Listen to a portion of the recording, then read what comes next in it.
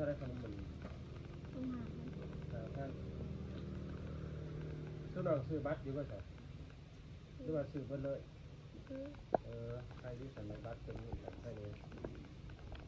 ในบัตรนะโทรหาซื้ออ้ายหน่อยเด้อ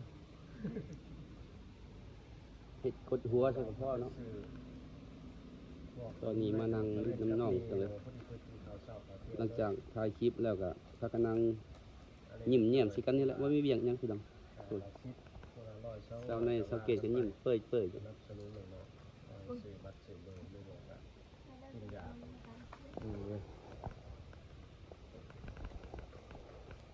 เพราะว่าขึ้นงานให้ไปจากสดสวกนี่ว่าสดแห้งกว่าเป็นปูดเตี้ยไปวิวกับหูว่าได้หรือบ่ได้นี่ครับแต่ว่าแต่มาไปที่เราไปเลยไปตลอดจังไหนบ่ได้อันที่ลุกตกแต่ว่าจะเข้าไปใส่น้ำมันอะไรกันเพราะ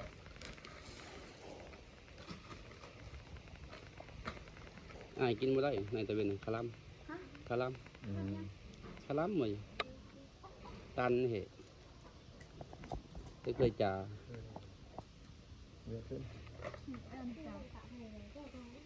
มันบ่คมบ่ในตะเวนบ่คมบ่อ้ายบ่เคยกินได้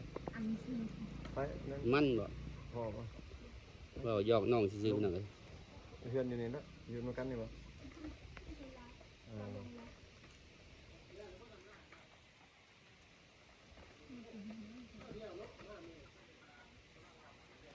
มาเนาะเวลาผู้บ่าวขึ้นมานี่ก็เข้าก็ซื้อบ่ขนมกินเนาะไทยลาบบ่ไทยลาบ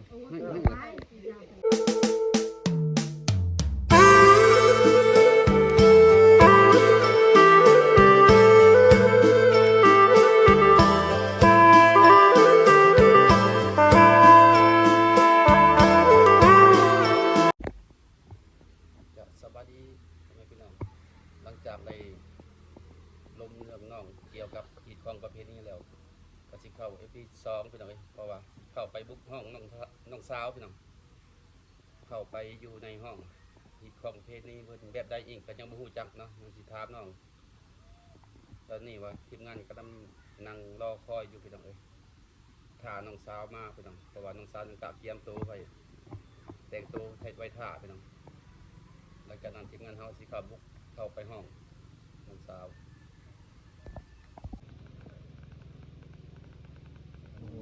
ลงเท่าไรขนมมันท่านซื้อน้องซื้อบัตรอยู่ก็ใช่หรือว่าซื้อเพิ่นเลยใครที่สันในบัตรเป็นนี่ใครเลยในบัตรนะโทรหาซื้ออ้ายหน่อยเด้อเฮ็ดกดหัวใส่กับพ่อเนาะตอนนี้มานั่งริดน้ำน่องจังเลยหลังจากถ่ายคลิปแล้วก็พากันนั่งยิ้มแย้มสิกันนี่แหละว่ามีเวียงหยังพี่น้องพูดเช้าในสังเกตกันยิ้มเปื่อยอยู่ซื้อบัตรซื้อเบอร์ไม่บอกอะกินยา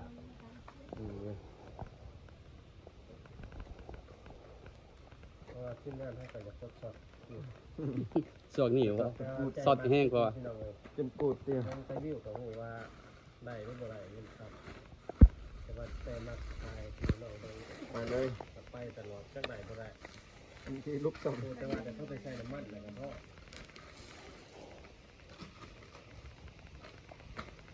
อ้ายกินบ่ได้ในตะเวนคาลัมคาลัมมื้อตันเหตุเคยจ่า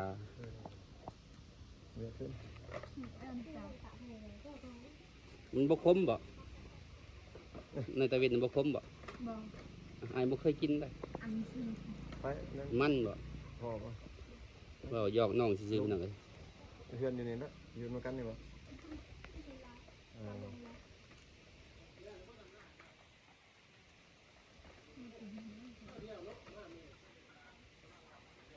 มาเนาะเวลาผู้บ่าวขึ้นมานี่ก็เข้าก็ซื้อบ่ขนมกินเนาะไทยลาบบ่ไทยลาบพี่น้องเอ้ยหลังจากนั้นทีมงานกินข้าวกินน้ำแล้วทีมงานสิบุกเข้าห้องน้องสาวเกตเนาะไปน้องสาวในพี่น้องเอ้ย บ่ฮู้ว่าอยู่หรือบ่อยู่กันมาเบิ่งนํกันพี่น้องมาติดตามนํกันพี่น้องว่าน้องอยู่หรือบ่ขอโทษขออภัยเด้อเพราะว่าได้อนุญาตจากน้องเลยพี่น้องเอ้ยก่อนสิได้เข้าห้องกันดิทุกคนเจอน้องสาวพี่น้องเอ้ยทีมงานมาเจอแล้วสบายดีน้อง โดยสบายดี สบายดีตัวน้องอยู่2คนบ่ แม่น น้องกำลังเฮ็ดหยังเดี๋ยวนี้ ฮะ น้องกำลังเฮ็ดหยังเดี๋ยวนี้ ดินโทรศัพท์ ดินโทรศัพท์เนาะ แม่น เอาของน้องบ่ต้องให้ของหน้าบ่ บอ แล้วเวียกแล้ววะ บอยังไม่เลิกแต่ว่าต้องให้พักมื้อนี้ เออ พอน บ่ พอดีได้ส่งตัวจับก่อน เข้ามาแม่เบา แต่ว่า แล้วที่ซัก แล้วมา เราจะสีเข่าของซอสส่วนแล้วพี่น้องก่อนเขาจะเข่าครับตอนนี้เขาจะต้องไปเคาะประตูก่อนนะพี่น้องโอ้ยไม่เอาข้ามบดังพี่น้องมีพายุบ้างมีพายุบ้างยังไงเนี่ย มีอยู่ มีอยู่ นี่โอ้ พี่น้องเอ้ย สาม ทีมงานกำลังบุกเข้า ประตูนี่พี่น้อง ขออภัยนำพี่น้องเอ้ยอย่าเข้าใจผิดเนาะว่าจังซั่นจังซี่ เขาเลยตัดสินใจเข้าแล้วพี่น้องขออนุญาตเด้อเราไปเข้าไปเลย เป็นบ่าวผู้ไทยพี่น้องเอ้ยแล้วเข้ามา ว่ามีผู้สาวเคยประเทศมาแล้วเข้ามาคนหมู่ พี่น้องเอ้ย ปิดดูปิดนะมันเป็นมัน มันแจ้งเลยเห็นปะ เป็นปิดเลย มันเลื่อมเนาะพอปิดเลยมันเลื่อม สวัสดี เลื่อม พี่งามจ้ะเนาะพี่น้อง พี่น้องเอ้ย จะมีสายไฟมาทำไมถึงนั่งเบิ่งไหนเบิ่งนั่น จะกระปุก วันนี้ก็ได้ถึงอยู่ คือว่าสายไฟ ขออนุญาตพี่น้องแบกกับสิเบิด พี่น้อง ความพยายามทีมงานทำเลย คือสีห่อนนี่พี่น้องนี่นอนกันเพลิน บ่ห่วงยังธรรมดาแหละ ธรรมดาบ่ บ่มีเงินสิเฮ็ด บ่มีเงินสิแอมฟ้าเนี่ยเนาะ สิเฮ็ดห้อง สิเฮ็ดห้องนี่บ่มีเงินแล้วก็แอมแพบัตรเนาะ ให้ฉันนอนข้างหลังเลยบ่น้องแม่ให้ฉันนอนข้างหลังเลย แม่ก็พอ นี่เวลาผู้บ่าวมาล่มหยังกับผู้เพิ่นแหละเนาะพ่อแม่ แต่คอยเว้าเนาะอย่าเว้าแห้งจะได้พ่อแม่สิได้ยิน ว่าตอนไหนเอาแบบใกล้ๆกันนั่นนี่บ่หรือว่า ชิมบ่ นั่งแบบชุน้องบ่ผู้บ่าวผู้สาวหรือว่านั่งแบบชุมายนั่งคนละฝั่ง นั่งไกลกัน ประมาณจังแม่น1หรือ2แม่นเพิ่นว่าบ่นั่งใกล้นะ เต็ม นั่ง เบิด ไกล เลยเนาะผู้บ่าวผู้สาวเพิ่นมา บางทีเต้นบางที ๆ อืม แล้วเขาเจ้ามาทุกคืนอยู่บ่ บ่ลองไผมึง บางคืนมาบางคืนบ่ เราเบิ่งครับมึงดู มันเหมือนกันนั่น โอเคอยู่บัดนี้บ้าง ขึ้นรถขึ้นดิมันนึงหลังจากทีมงานได้เข้ามาครับถามเรื่องราวใจเอากับน้องสาวเนาะ ต้องพี่น้องเว้ยมาเข้าห้อง โสดเด้อ เข้าห้องนอนเลยบัดนี้พี่น้องเว้ย โสดเด้อ ผู้ใดนอนนี่จักคนเนาะ สอง 2คนกับไผ กับน้องดี น้องนอนครับสาวกีโอ้ผู้นั้นได้พี่น้องที่ว่าเจอบ่นั้นมา เราไปใช้สกีเป็น น้ำหนา ยังบ่แล้วบ่ งาน พวกน้องคือบ่ไปช่วยซะ ไปซอยเลยวันนี้ ว่านี่เนาะ ไปซอยเล่าเมื่อวานนี่ บ้านนอกนั่นจ้ะบ้านนอกสกีน้องไม่ใช่น้องเพื่อนน้องเอง เดือนเสาร์บุ้ม จะคนนอนอยู่หั่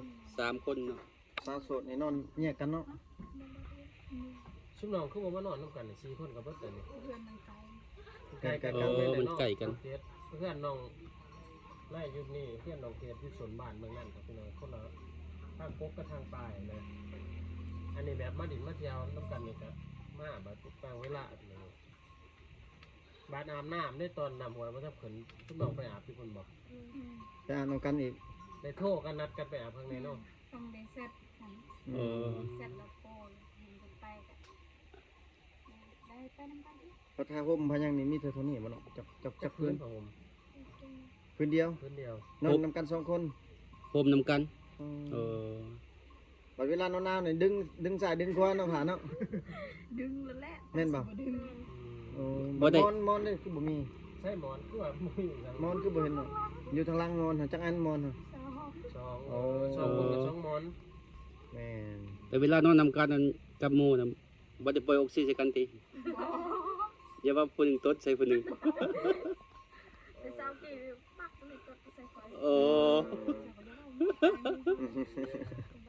เราเป็นเรื่องธรรมศาสตร์ เนาะ ธรรมศาสต ไอ้ ร์ นอนอยู่ตัวนี้ ทับกันหยอกกันพี่น้องเอ้ย น้องนายนอนอยู่นี่น้องกิ๊กอะไรนอนอยู่นี่ แม่ โอ้เป็นไง บัดเครื่องได้น้องบัดเครื่องนุ่งเครื่องหยังนี่น้องใช้เครื่องน้องไว้ใช่ เครื่อง จะ นึง นอกนี่ ตางที่นอกคุณ เครื่องน้องชั้นนั้นบ่น้องบ่ได้ลายบ่ ส่งเสื้อน้อง โอ้ ในกระตาเลย ประมาณจักโต๊ะเครื่องน้องเด้น้องใส่ฮอดบ่20-30ประมาณนั้นเนาะ เสือส่วนร้ายเป็นเสือครับสิน เพราะว่าบ่เห็นน้องเครื่องน้องหอยอยู่นี่บ่เห็นพี่น้องเพราะว่าปกตินี่แม่นเข้าห้องสาวโสดนี่แม่นเห็น เครื่องลายเนาะ เครื่องเพิ่นห้อยอยู่นี่พี่น้องก็บ่มีตู้อีกเนาะส่วนหลายมันเกาะใส่ห้าวเครื่องพี่น้องไม่ คือไปตากพี่น้องยายผู้บ่าวบอกว่าเพื่อนหลังนี้มีผู้สาวโสดตากเพียง บ่เสื้อผ้ามันเปียก เออ สักแล้วซักแล้วก็ตากเนาะ แม่ คือพวกน้องซักเสื้อซักส่งนี่เอามือซักหรือเอาจักร มืออยู่รถ ใส่มือโดยมือซักเนาะหรือว่าแพงเนาะ ตู้เครื่อง บ่มี บ่มีตู้ซักพี่น้องเอ้ยแต่น้องอยากได้อยู่บ่ตู้สมมุติว่ามีผู้ FC มีผู้ใดซื้อให้แล้วสิเอาอยู่บ่ เอา โอ้ เรามียังกับธรรมชาติพี่น้อง แม่น ตากเครื่องกับแบบตะกี้แต่ก่อน ยากอยู่พี่น้อง แม่นเขตชนบทบนบ่มีตู้มีหยังเนาะ ทางหลังนี่เป็นห้องของพ่อแม่อีก แม่ โอ้ใกล้ๆกันอยู่พี่น้อง บาดเวลาผู้บ่าวมาล้มนี่คือสิเว้าค่อยๆนึงอย่างพ่อแม่ได้ยินเนาะ บ่ใส่เสียงแฮงพี่น้อง โอ้พี่น้องมีประตูของพ่อแม่อันนี้ของลูกสาว เว้ากันกันดังแฮงอยู่พี่น้อง มรกตกับ นั่นแหละอยู่บ่น้องเวลาผู้บ่าวขึ้นมานี่เขามาประมาณจักคน ประมาณ5 5คนเขาเข้ามานี่นั่งแบบช่วยนั่งนี่บ่ ถ้าเขามาในห้องสำรองเลยย่านว่านั่งสลับกันบ่แม่นบ่ใช่ บ่ เขาบ่ได้เอิ้นบ่เวลามาตะบิดน่ะขึ้นเฮือนเขาเจ้าจะขึ้นเฮือนเอิ้นอยู่กันเนาะเอิ้นบ่ลุงก็เขาเจ้าบุกเข้ามันบ่โอ้ มีบ่บางเทื่อไปว่าเขาเข้ามาเลยมีบ่อืม เขาในจังหูเนาะหรือน้องคือน้องแซดกันบ่หรือว่าเขาตั้งขึ้นมาเลยเขาถามคนแถวบ้าน เขาทำคนทำบ้าน เออ แล้ว บา มา งค เบิ่ น ง ก็ทำบางคนก็เซ็ต มีบ่ที่ว่าเขาสังเกตเครื่องนู บางคนก็มีบางคนก็ เห็นเครื่องนูผู้สาวเลยนี่เนาะเพราะว่าช่วงนั้นผู้สาวเขาจะตากเครื่องนูแถวหน้าเฮือนไปหน่อยสังเกตง่ายๆก็คือบ่อนไหนมีเครื่องนูผู้ชายผู้สาวเครื่องนูหน้าเฮือนแม่นเรื่องนั้นมีผู้สาวสามารถขึ้นมาดินมาเที่ยวได้ ก็คือซ้ำนี่อายุ10 ปลายปีซ้ำนี่แมันได้ลมผู้บ่าวแล้วพี่น้องคือผู้บ่าวนี่ถือว่าต้องได้สอบเพื่อนสาวโสดหรือว่าห้องสาวโสดนะเนาะครับแต่ละมื้อนี่ต้องมีทุกมื้อบ่ผู้บ่าวมาเขามาทุกมื้อบ่ บ่แต่ยังคนมีบ่มีดอกผู้บ่าวเขาบ่ได้มา อ่ะคือบ่มาย่าน คนเลยยัน เอ เปียก อ เสื้อ คนตรงย่านเปียกเนาะ เดินๆเทื่อนึง คิดว่าส่งเสื้อเขาเจ้าเปียกแล้วพวกน้องเอาเสื้อให้ บ่ ย่านว่า บ่มีเครื่องกันเนาะ เออ แล้วน้ำมันเพ่งเลยเนาะ แม่น อืม ช่วงนั้นแม่นน้ำมันถึงพระเจ้าเที่ยวมาตลอดทั้งมาหูจักบ่หูจักกันก็มันสามารถมาดินได้เพราะว่าเพิ่นบ่ได้สิคุยผู้สาวทางชนบทเอาไปเลย เนาะในตะเวนฮะให้เรา กินเนาะ ให้เรากินเอ อ๋ อ อ ให้บอกเรากิน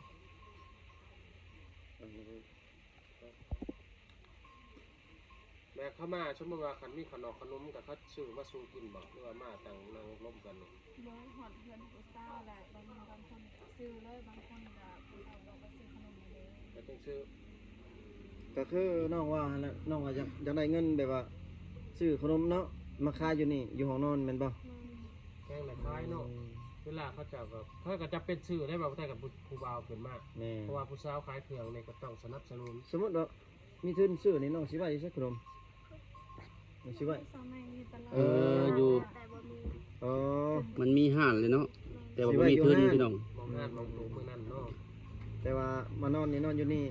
คันขายเครื่องนี่ลงนอนพุ่นเล่นเนาะลงนอนอยู่ห้านเลยสบายเนาะ ผู้บ่าวก็ต้องมาดินไม่พูด สบายไปเดือนหนึ่งได้พี่น้องเอ้ยถ้าว่ามีงบนี่ประมาณ2-3 ล้านคือว่าแล้ว ก็สิได้ร้ายอยู่เครื่องเนาะ แม่น ราะว่าขนมส่วนหลายพี่น้องกับน้ำพวกสกัดสกินลบ คือเป็นเหล้าเป็นเบียร์ก็น้องขายอยู่บ่ตะกี้นะน้องขายอยู่บ่บ่ได้ขาย ใครใครจ้าง ขายแต่จามเป็นขนมเนาะ ผู้ได้เปิดขายอาหารเลยขายเครื่อง ป้า ป้าก็คือว่าแหละอยู่ในเขตชนบทนี่บ่มีบ่อนหาอยู่หาเงินหารายได้พี่น้องเอ้ย นั่นแหละพวกเขา แม่น ที่จะออกอย่างเดียว มีแต่ลายออกพี่น้อง ออกก็สลายบ่มีอีก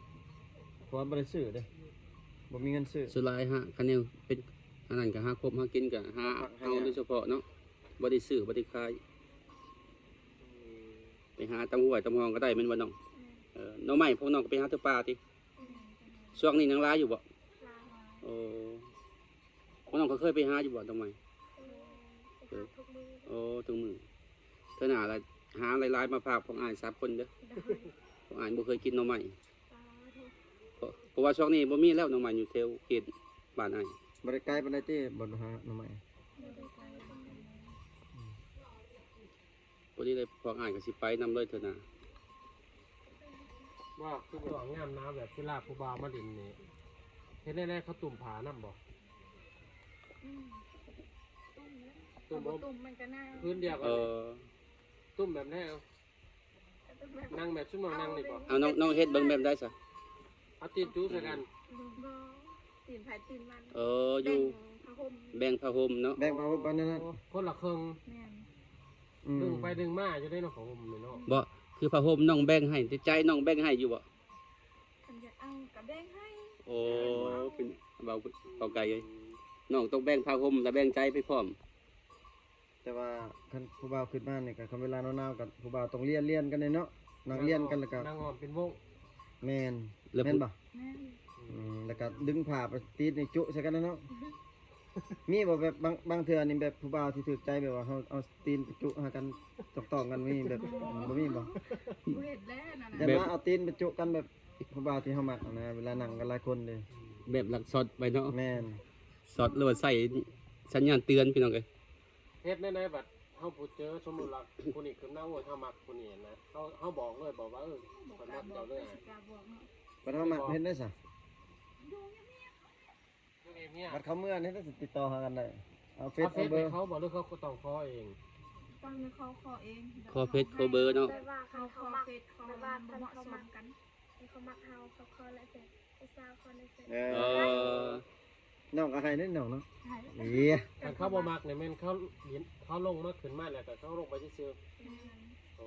คันผู้เขามักเขาคือบ่ขอเฟซเขาซะ บอกกล้าบอกกล้าขอ บ่ว่า มีแต่ผู้ชายในคอเนาะ เออ พอทักปานนั้นน่ะคืออีเบิร์นใหม่เด้อเนาะ คอกับเช้า มาได้คือเอาเบิ่นใหม่ คืออีเบิร์นใหม่ แต่ว่ายัง คอยมักเจ้าบ่ มันอยู่บนคือ คือเอาเบิ่นใหม่แต่ว่าคอยครับเจ้าเป็นหนึ่งภาษาทางมังกรแบบลักษณะแบบคอยกับฮักเจ้าคือกันได้ใส่เข้ามาได้เลยคอยกับฮักเจ้าคือกันนั่นนะ คืออะไรบ้านใหม่ เออ คืออยู่บน ทำไม ไม่ อี เต้ เบิร์นเต้ใหม่เออ ประมาณนั้นได้พี่น้องเลย ทักทายไปทักทายมาผันมักกันเนาะ เหตุแต่บนอ๋อตัวเอส อืมอันออฮะ อันนั้นอ๋อมายอกน้องซื้อพี่น้องเอ้ยเข้าใจผิดจังสันจังสี่เลยพี่น้อง คือนอกว่าตอนนั้นว่าพาบ้านนอนเที่ยงกันเลยแม่นพิธีในลักษณะน้องนั่งกับผู้บ้านนอนอยู่ข้างๆนี่ก็ได้บอก ได้ โอ้ โอ้ ความหมายว่าผู้หนึงนอนผู้หนึงนั่งขันนอนเบอร์ซองนี่บ่ได้ บ่ได้ ขันนั่งก็นั่งเบอร์ซองนี่ได้เนาะ ได้ คันนั่งกี้กันแบบนี้ได้บอก ได้ นั่งติดกันได้ ได้บอกได้หรือบ่ได้ ข่อยบ่มัก บ่มักนั่งไทย ใครแน่ อืม โอ้ คันหมู่ผู้ยิ่งนะกันในไข่เน พวกคนผู้บ่าวคอยกอด เอ้ย สาวในเพิ่นว่า ไปผู้บ้านได้กอดเลยเนาะตัวบ่ลองมาเบิ่งบ่มือจังมือจังได๋ พี่น้องเลยถ้าสมมติว่าน้องนั่งเมื่อยนั่งไหนน้องอยากนอนเนี่ยกันเลยเขาก็นอนส่วนนี้น้องนอนอยู่ส่วนนั้น ได้คือเก่า คาล่ำบ่ ในห้องในบ่ได้เลย บ่ได้ ถ้าเจอน้องนอนอยู่ในผู้บ่าวนอนนอกห้องเลยได้ใส่ ได้ ได้แบบนั้นเนาะแต่ในว่าสมมติว่าน้องนอนอยู่แต่แก่ในผู้บ่าวนอนเบื้องนั้นเลยได้บ่ได้บ่ได้มันไกลกันโพอดีพี่น้องเลย ที่ยวชมชนบทจากระมัดระวังศึกษาเหตุข้อประเพณีไปน้ำกันพี่น้องทำกันของชาวโสด คันบ่ระวังได้เสียควายกับงัวแท้ เออ เรียนไม่ ๆ เบื่อ อีหลีได้ สมมุติหลังจากเสียแล้วเอาแล้วก็ได้บ่ตกขาแตกดองต่างหากอีก ตัวเสียต่างหากเนาะ คันเอานี่บ่ได้เสียมันบ่หรือว่าได้เอาก็ได้เสียคือเก่าบ่ แสดงว่าเสียสองต่อ ได้เนาะแก่เหียนแล้วเอาเลยขันเมาเนี่ยได้เสียนักมันบอก เสียนักคันเอาคันเสียสองต่อแต่ว่าเสียเบาๆ ปรั พี่ บ น้อง ไม้นี่ปรับไม้แต่ผู้ชายบ่บัดผู้หญิงบ่ได้ปรับบ่ได้เสียมกันบ่เอานอนนำกันเห็นเด้ คนไม่แต่ผู้ชายบ่ระวัง เอาผู้หญิงก็บ่ระวังกันดิ ผู้สาวไปเล่นเดือน อ่า ผู้สาวไปเล่นเดือนผู้สาวนี่เขาปรับใหม่ เออ ใครผู้สาวไปหาผู้บ่าวหรือป้าไม่ผู้สาวเลยแบบนั้นเนาะ บ่ เอาสุดเนาะผู้บ่าวนอนเนี่ยน้องก็นอนอยู่นี่น้องก็นอนคือกันสิผิด ผู้บ่าว อ๋อแสดงว่าผิดผู้บ่าวคือเก่าเนาะ แม่น ในลักษณะจะเป็นเพื่อนข่อยนะ เออไม่เฮ็ดผิดเฮ็ดข้องเนาะ มันจะไปกดเป็นเพื่อนข่อย เสียนี่เสียงัวเสียควายนี่เนาะคันเฮาบ่แก้ฮีดนี่เจ็บเป็นบ่เนาะ แม่นจะเป็นแม่ อืม เฮ็ดได้จังหัวเป็นไข่เป็นน้าวป่ะ เขาบอกเลยบ่หรือว่าเขานอนเนี่ยบอกเลยบ่ บาง จะ คน บอก เวลาเขานอนแล้วเขาบ่ได้บอกแล้วว่าเจ็บเป็นถ้าเขาไปดู เออไปดูหมอแล้วมันออกเนาะว่าเป็นย้อนนั่นย้อนนี่มันบ่ แสดงว่าเคล็ดดีเนาะเคล็ดยำเลยพี่น้อง เขาเชื่อเขาเชื่อได้แบบว่า แม่ แม่น เขาจะเอาชื่อ เพราะว่าฮีดชุเพิ่นเนาะต้องสำคัญที่สุดเป็นว่าเขตชนบทพี่น้องเอ้ยส่วนหลายเผ่ามังกรหรือว่าเผ่าตะโอ้ยพี่น้องพยายามที่สุดพี่น้องเอ้ยใคร สาวงามบ้านป่าพี่น้องมื้อนี้มาเปิดใจหรือว่าเปิดห้องสาวโสดพี่น้องแล้วก็มาฮู้วิธีการลมบ่าวลมสาว เวลาผู้สาวเขาจะถึงมาร่วมกันไปจากคล้ายๆข้างเอิญอยู่บอกบอกได้ แม่นอยากคล้ายๆคือกัน อยากคือการเหมือนว่าฮีดของเขาเจ้า แต่ พี่ ว่า น้ บา อง งบ่อนนี่เขาห้องบ่ได้เด้เนาะบางบ่อนนี่ต้องลง เป็นบางเพื่อนบอก ไปห้างก็โอ้ย เขตตะโอ้ยเนาะ ขึ้นเฮือนก็บ่ได้ เออ บ้านขึ้นเฮือนได้ เออ คัน อยา คื ก อ อยากลมสาวก็ต้องไปเอาไม้แง่ขึ้น แย่ใส่บ่ผู้สาวอยู่ฮะ เอ โอย อ ว่าอยู่บอกนี่แต่แย่ว่าบางทีเอิ้นทางผู้สาวบ่ลงกันแล้วขึ้นเฮือนบ่ได้ อืม คิดว่าแย่ถึกคนผู้สาวบ่แม่น คือแบบนี้สิแย่ทั้งนั้นฉันเอาคนบอก นอนแบบนี้ก็แง่บางที เออ ถึกตีน บ่ ที่เคาะเอาพื้นก็มีเนาะ เพราะเพิ่นเอาเนาะ ก็ได้ อืม บางทีเขาก็เออ อืม หักสุดละ แต่ว่าผู้สาวบ่ลุกก็ แล้วไปโอกาสเกิน แล้วเนาะ บ่เนาะ จากข้างอีกแบบนึงแบบนั้นเนาะ แม่น แบบอยากถามแบบว่า คือผู้บ่าวมาลมนี่ต้องเป็นผู้บ่าวที่เฮาถูกใจเฮามักบ่จังลุกหรือว่าบ่ถูกใจกับลุกเบิดผู้เฒ่ากับลุก ลูกเบิด ลุกเบิดเนาะ เสียได้น้ำเงินแบบว่าเสียได้น้ำมัน อ๋อ บ่แล้วก็ น้ำมันเด้เฮาว่า เป็นบ่เป็นใจเนาะ แม่น อีตน อีโดน เดิ เด้ นเข้ามันได้ อ๋อ คันล่มเอาคันว่าล่มทมิตรผู้บ่าวขันมาหอดปั๊บคันเจอผู้บ่ถือใจนี่ล่มนนบ่ บางทีฮอดโมกอะบอกให้เขามื้อ อ๋อ ก็ถึกใจบ่ถึกใจฮอดโมงก็ต้องให้เขามื้อพออยากนอนเด้ยันตื่นเช้าแล้วยันไปเฮ็ดเวียกเลย แต่ว่าเรื่องการล้มนี่ผู้ถูกใจกับผู้บ่ถูกใจนี่ผู้ได้ลมหลายอยู่ดน บ่ฮู้เฮาบ่เคย เอาน้องในเอาผู้เฮาบ่มักแน่กับผู้เฮามักผู้ได้ตัวได้เฮาลมดนผู้บ่าวนี่ผู้เฮามักนี่ดนบ่เฮาลม โดนว่า แน่ โด เคยบ่หอดแจ้ง เพื่อบ่แจ้ง ก็คือแจ้งประมาณ2 โมง 1 โมง ตัวใกล้สิแจ้งแล้วคือ แค่สิแจ้งนะ เป็นมือใหม่แล้วพี่น้องฮอนแจ้ง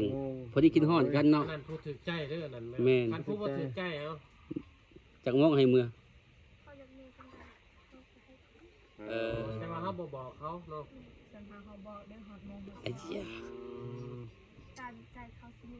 บ่ ได้เขาบ่ได้ตามใจเด้อเขาตามใจคนละคนเดือนนั้นเด้อ มื้อหน้า ต้องบอกตรงๆน่ะเนาะ มื้อหน้าสิมาจะสดแจ้งเพิ่นกันหมดได้บ่ คือซุ น้ น้ อ อง งนอนกับหมู่จังซี่แบบลักษณะผู้บ่าวหมู่เพิ่นมาเล่นน้ำนี่เฮานอนบ่นอนอยู่ใช่อยู่นอกหรืออยู่ใน มีผู้บ่าวก็นอนนอน ก็แบบเซาติดผู้บ่าวเราไปเล่นเนาะคอยก็ออกดอกเล่นโทรศัพท์ เอ โอ้ อ อยู่เฮือนเฮานี่เด้ เขา แต่ว่า เขาเจ้าอยู่ที่2เนาะ ถ้าเขาอยู่2คน เขา เขาบ่เฮ็ดตัวที่บ่เนาะ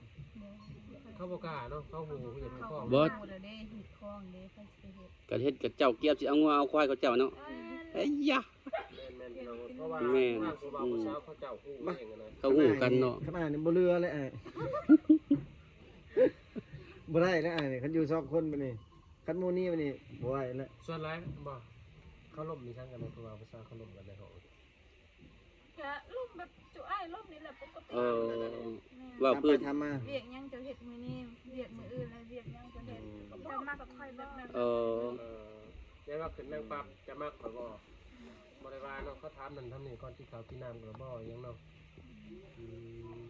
สุดท้ายหลักๆนี่ก็คือสิว่ามีแฟนน่ะบ่เนาะคันชั่วว่าคือชั่วโมงเขาขึ้นมาเขาถามชั่วโมงมีแฟนน่ะบ่ชั่วโมงว่ามีนี่เขาลงบ่ ก็สมมุติว่าพวกน้องมีมองพวกน้องเขาบอกบ่สมมุติว่า บอกโอ้แหละคันนี้ คัน เอ มี อ แฟน พวกน้องมีแพนแล้วมีผู้บ่าวยังมาล้มมันพวกน้องก็บอกจริงความจริงหรือ มี เปล่า แฟนแล้ว เออ เขาลงบ่บัดนี่หรือว่าเขายังนั่งต่อบ างคนก็ล่มบางคนก็นั่งต่ออยู่ต่อ เออ อันนั้นแล้วก็เมื่อหาไปหาผู้สาวใหม่อีก บ่ มาเท่านึงไงคุ้มค่าเลยนะพี่น้องเพราะว่าส่วนหลายเขาเจ้าผู้สาวบัดนี้มันต้องหลายคนหลายเฮือ แม่นแม่น เข้ามานี่ต้องมีหมู่ผู้ชายอยู่บ้านบ่แม่นว่าเขาตั้งมาแต่บ้านอื่นมาขึ้นมานั่น มาจะบางเอง แล้วนะเขาเป็นเซียวมีเซียวอยู่บ้านนี้พาไปเดินเช้าเลยเด้อมีบอกเลยนะต้อง บางคนก็มีบางคนบ่มี ชื่อว่า